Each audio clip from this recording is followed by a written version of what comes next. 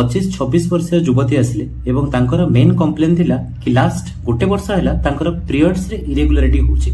Gynaec रु refer हेके आसिले medicine को हमें as per protocol first urine pregnancy test कलु सेटा नेगेटिव आसिला।